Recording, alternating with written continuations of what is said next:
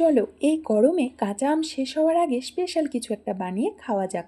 তো আমার আম পোড়ানো দেখে তোমরা নিশ্চয়ই বুঝতে পেরেছো আমি কি বানাতে চলেছি। হ্যাঁ, আমি বানাতে চলেছি আম পোড়া শরবত। তো এই কিছুদিন হলো ভিডিও স্ক্রল করতে করতে আমার সামনে শুধু একটা ভিডিওই বারবার আসছে, সেটা হলো আম পোড়া শরবত। এটা নাকি এখন সবাই বানিয়ে খাচ্ছে, কারণ এই গরমে নাকি এটা ভীষণ ভালো লাগে। তো আমি ভাবলাম আমি কেন বাদ যাই, তো আমি একটু ট্রাই করতেই পারি, যদিও আমি কখনো বানিয়ে খাইনি, এই প্রথমবার ট্রাই করব। তো যেটা করব সেটা হচ্ছে প্রথমে ভালো করে একটা আমকে পুড়িয়ে নিলাম। আর যেটা করব সেটা হচ্ছে গোটা জিরেকে ভালো করে ভেজে নিয়েছি, এবার সুন্দর করে শিল নোড়াতে ডাস্ট করে নিলাম। তো আমার কাজ শেষ। এবার যেটা করতে হবে সেটা হচ্ছে উপরের যে অংশটা পুড়ে গেছে আমের, সেটাকে সুন্দর করে ছাড়িয়ে বাদ দিয়ে দিতে হবে।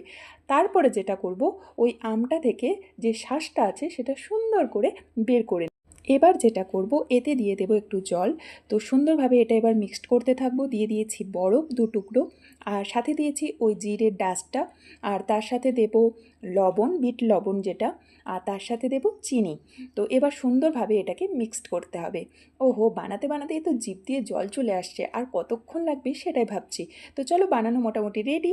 এবার গ্লাসে দিয়ে দিলাম 2 টুকরো বরফ, আর তার সাথে দিয়ে দিলাম সুন্দর করে বানানো আম পোড়ার শরবত, আর তার সাথে উপর থেকে দিয়ে দিলাম লেবুর রস।